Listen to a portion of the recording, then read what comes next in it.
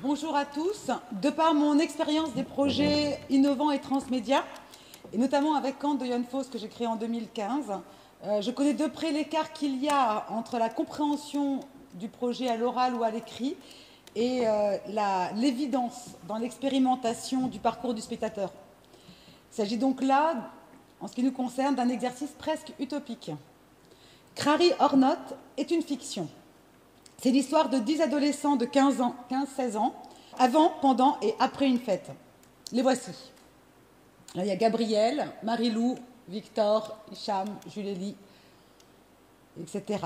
J'insiste sur le mot fiction parce que pour avoir discuté avec les premiers spectateurs sur l'installation au festival Momix, on m'a demandé plusieurs fois si les adolescents de cette fiction sont des acteurs ou des jeunes gens réels. Il y a en effet un croisement réel assez troublant, tant sur Instagram qu'en réalité virtuelle. Chaque personnage existe, si on peut dire, sur Instagram de manière très réaliste.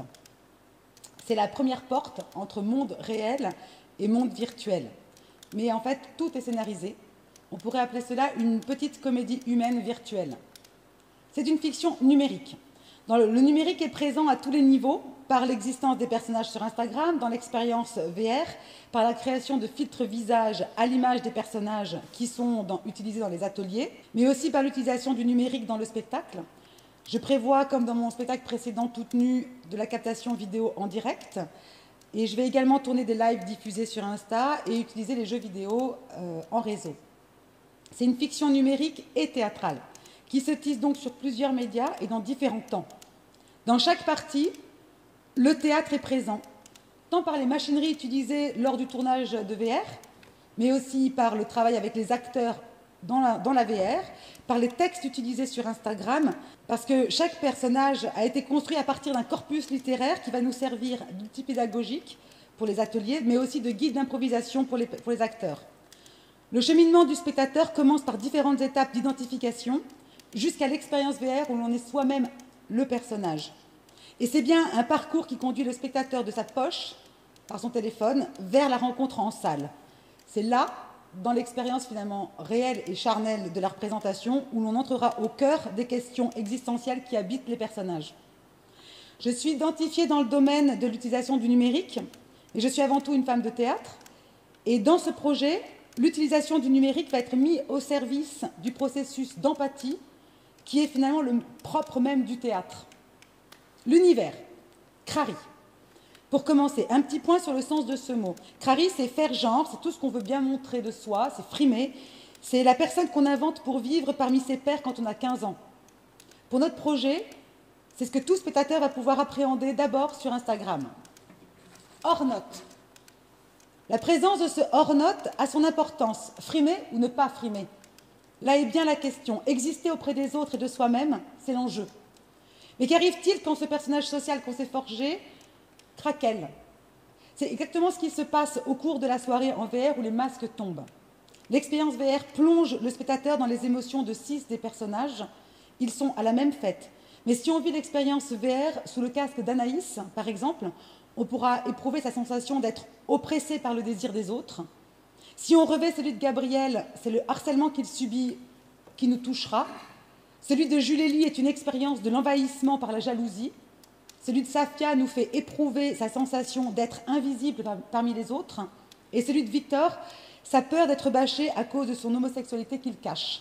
Pour chacun, les films VR sont une petite mort sociale. Pour le spectateur, c'est une expérience sensorielle d'empathie. Dans le spectacle en salle, on retrouvera les personnages après la soirée. Que vont-ils faire pour se reconstruire? Vont-ils fuir hors du groupe qui était leur monde, ou bien vont-ils chercher à se sauver en recréant un nouveau masque, plus solide, différent, celui qu'on portera peut-être à l'âge adulte? Crary or not Crary est la tentative d'exhumer en chacun de nous ce qui a pu forger les masques qu'ils portent aujourd'hui. Tentative désespérée de vivre ensemble pour chacun d'eux malgré tout, ou choix de s'abandonner à la mort sociale. Quel est le prix à payer? J'ai jeté les grandes lignes là, de la proposition. Je vais maintenant vous décrire le cheminement du spectateur dans la fiction transmédia. Crary or Not, partie 1, Instagram. Une fiction sur Instagram, une fiction dans une fiction. Parce qu'Instagram est peut-être aussi une fiction de soi. Nous avons donc créé une communauté fictionnelle sur un réseau social réel.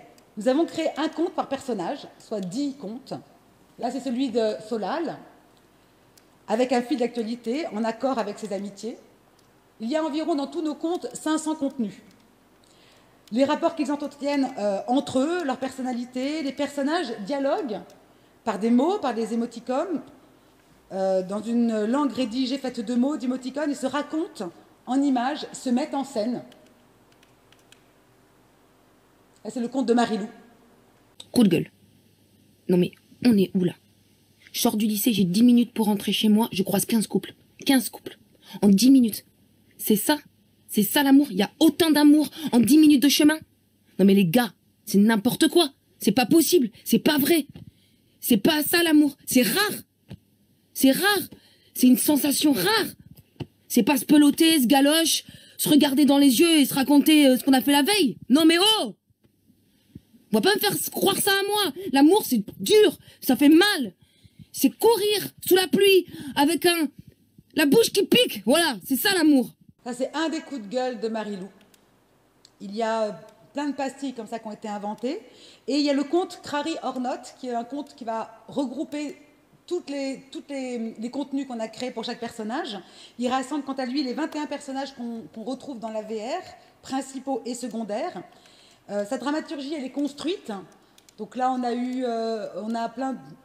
a des choses qu'on a tournées dans un lycée, on a des blagues, des relations, leurs goûts, ce sont des récits en vidéo, des photos, des dessins, des mèmes, des errances, des défis. C'est une spéciale dédicace à un mec de ma classe, Gabriel. Gabriel, arrête, mec. Respire, mec, respire. On dirait que tu veux une réputation, et dès que t'en as une, tu veux t'en débarrasser, mec. Ça, c'était un défi de petite humiliation. Instagram est parfois le lieu des règlements de compte, d'humiliation, mais aussi de rencontres amoureuses. C'est un petit théâtre en soi. Comme au théâtre, s'y reflètent les tragédies et les comédies de la vie, et on perd pied entre réalité et fiction. Les comptes des personnages sont sans cesse augmentés par le travail mené avec des lycéens en atelier, d'éducation à l'image. Les vidéos et les photos sont réalisées avec des filtres des personnages. Donc là, c'est le filtre de Solal qui a été créé donc par mes développeurs. Il y en a 10 filtres. Et à partir du corpus de texte, il y a tout un travail avec des lycéens, on pourra en parler plus longuement si vous voulez. Et ça amplifie l'existence des contes. Crary or Not, partie 2. Expérience performative de réalité virtuelle et installation in situ. Cette installation peut prendre place dans les halls des théâtres ou dans une salle dédiée et elle est accessible plusieurs jours avant la période de représentation, juste avant et après la représentation selon les lieux. Cette année, les installations ont déjà été présentées et accompagnées d'ateliers. On revient juste du festival Momix. Après, ça va être le TNG à Lyon, puis la MC2 de Grenoble. On va jouer aussi à la Faïencerie de Creil au festival Ado, au lycée Voltaire à Paris où on est en résidence territoriale. Donc là, voilà, c'est ce qu'on a présenté à Momix. Donc ça, c'est l'installation vidéo. Il y a plusieurs installations dans l'espace. Là, c'est l'installation vidéo où il y a 5 écrans qui présentent des montages vidéo issus des fils d'actualité Instagram. On a fait une sorte de mash-up autour des personnages avec des extraits de texte présentant ainsi l'univers. Puis, sur des tablettes, il y a un QCM ludique et littéraire qu'on peut retrouver aussi sur le site de la compagnie, qui a été construit à partir donc, de notre base, de notre corpus, avec des questions plutôt existentielles.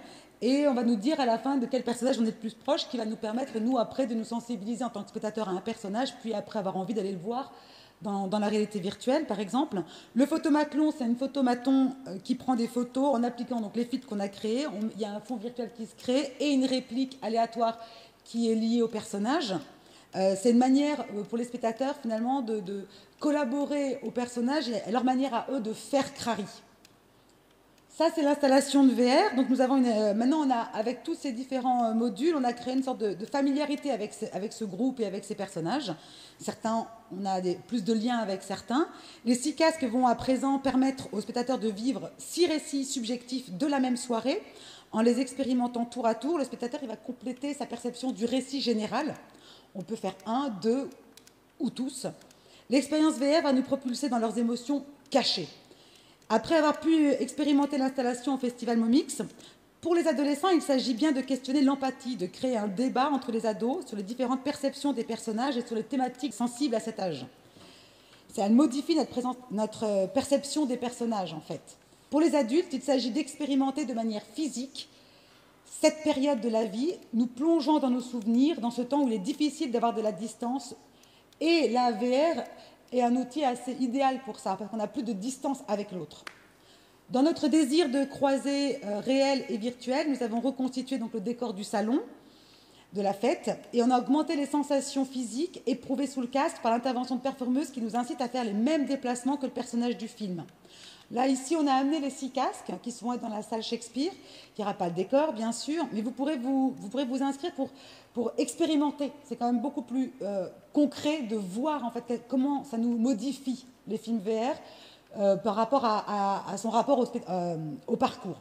Crary or Not, partie 3, le spectacle en salle. Dans le spectacle en salle, les événements qui se sont produits au cours de la soirée vont être révélés et vont devoir être assumés, ou non. Les masques sont tombés. Que faire? Le spectacle sera séquencé autour des thématiques, poursuivant le fil du récit déjà engagé, la survie au milieu du groupe, l'hypocrisie, l'image de soi, le harcèlement, l'amour, la mort sociale. Chaque séquence met en jeu une dualité, un paradoxe, une question existentielle dans le groupe, mais surtout dans sa propre solitude. C'est la première fois qu'on va voir les personnages en chair et réellement et seuls. Que ce soit sur Instagram ou dans la fête, ils ne sont jamais seuls. Ces fragments métaphoriques croiseront à chaque fois le réel et le virtuel de manière poétique et technique. Des séquences purement filmiques, des lives Instagram par exemple, viendront ponctuer le récit et peut-être s'inscrire en contradiction totale avec ce qu'ils vivent.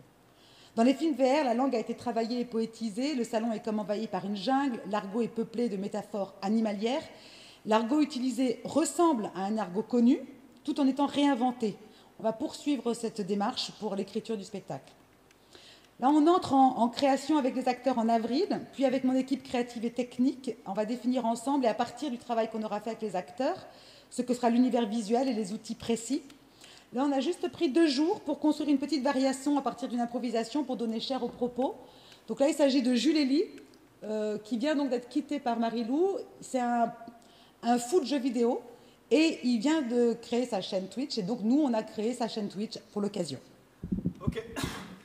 Du coup, on se retrouve devant Thésée, Thésée le Minotaure, donc c'est le 3e boss du jeu, voilà. Et du coup, le but, c'est d'arriver au Styx.